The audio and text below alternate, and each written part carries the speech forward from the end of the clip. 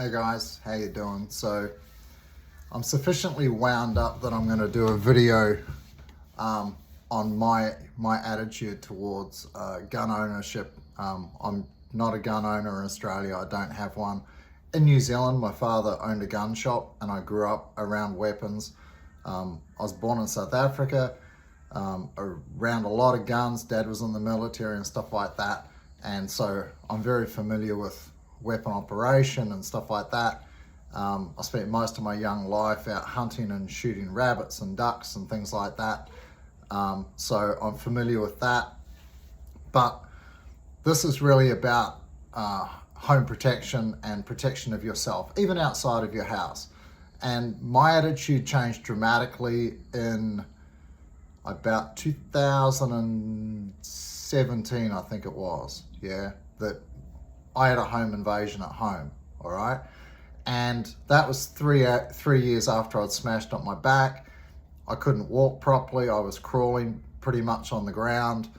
My wife opened the door and the person pushed their way inside. It was someone known to us. They were really aggressive. They were really threatening. And what am I going to do? Yeah? The person's like 130 odd kilos. They're trained. They're strong. They're physical. My 50 kilo wife's at the door being pushed against the door. I'm basically unable to walk. Yeah, I crawled down the stairs and I filmed the whole thing. Yeah, and the person didn't even get charged. The police came around later. But if that person right then had decided to kill, if they had a screwdriver or a gun or a knife or something, they decided to kill my wife and myself, there's nothing I could really have done about it. I was physically unable to. And that was the first time in my life where I'd really truly felt physically vulnerable. Until then, I'd always been like 100 kilo super athlete.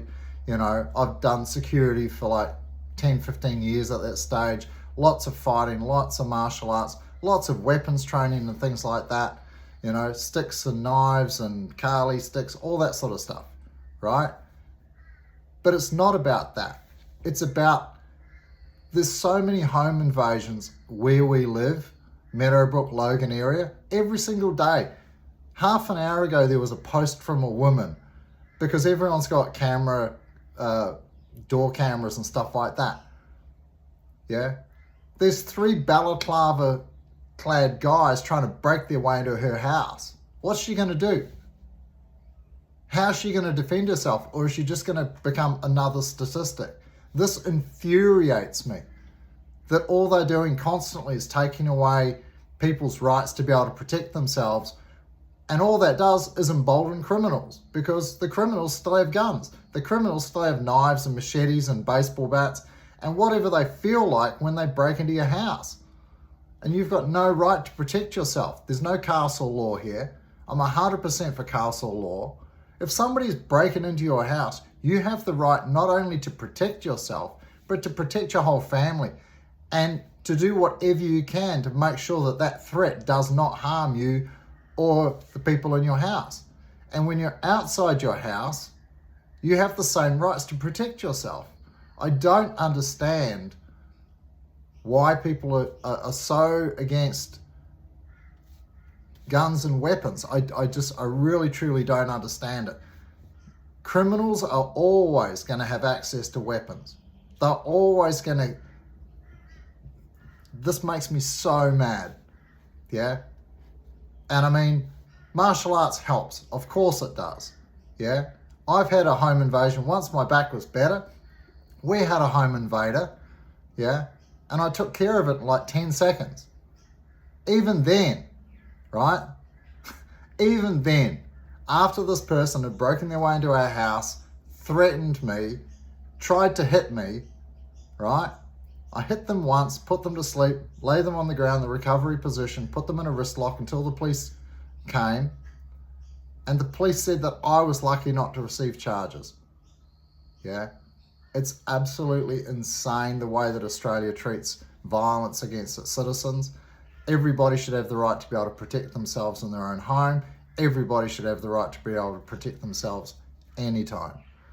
It's violence against people is not okay, and I'm 100% against it. What are you going to tell?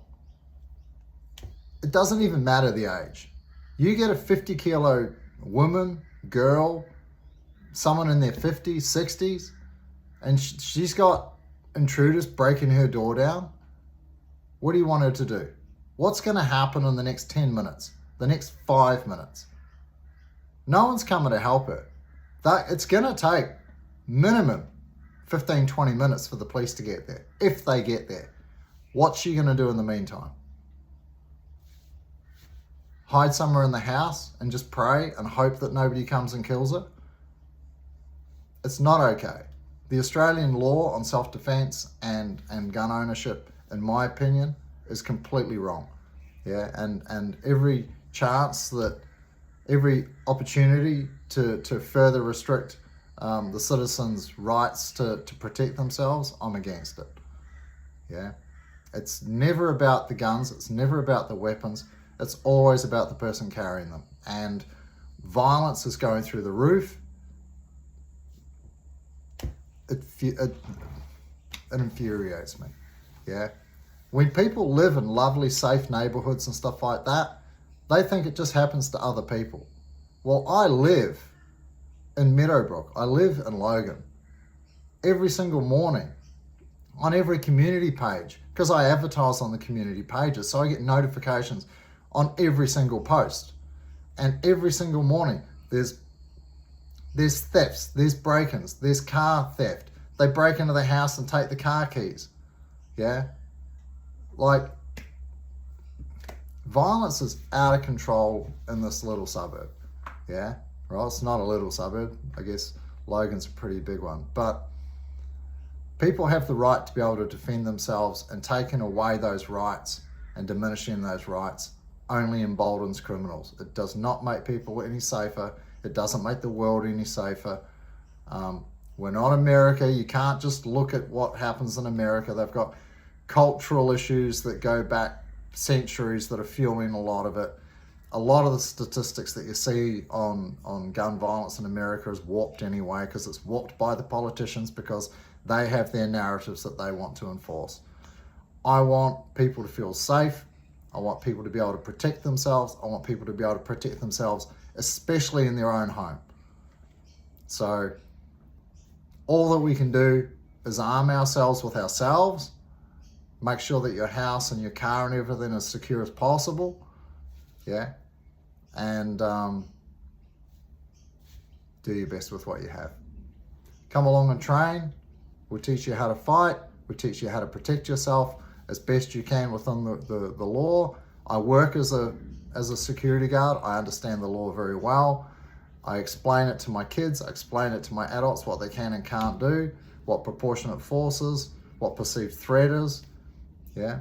How to understand if someone's genuinely threatening and what to do about it. Anyway, so there's a lot of talk about this in the media at the moment, and I just wanted to put forward my 10 cents worth, which is that we all have the right to feel safe, especially in our own home, but even outside of it. Nobody has the right to project violence onto you, and you should have the right to be able to protect yourself with whatever it takes to nullify that threat.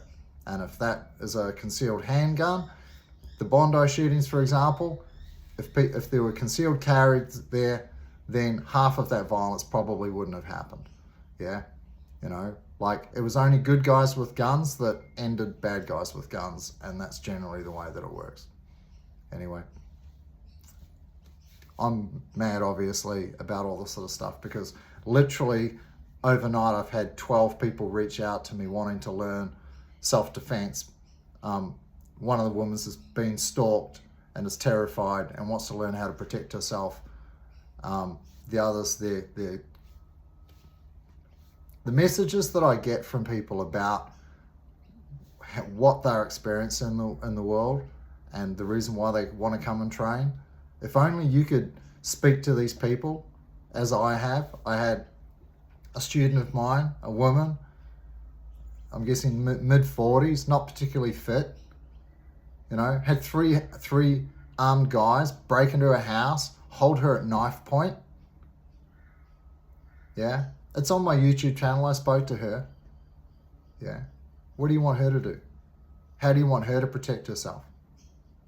The only way that she got out of that situation was to hide, lock the door, and pretend that she had a gun. She pretended that she was talking to the police and she was telling them that she was loading her gun. She didn't have one. Yeah? But pretending to have one was enough to scare the guys off, and that saved her life. Anyway, get on the mat, do your training. I've got a $20 self-defense seminar on January the 11th, Sunday, 9 till 12. It's only $20. Bring all your friends.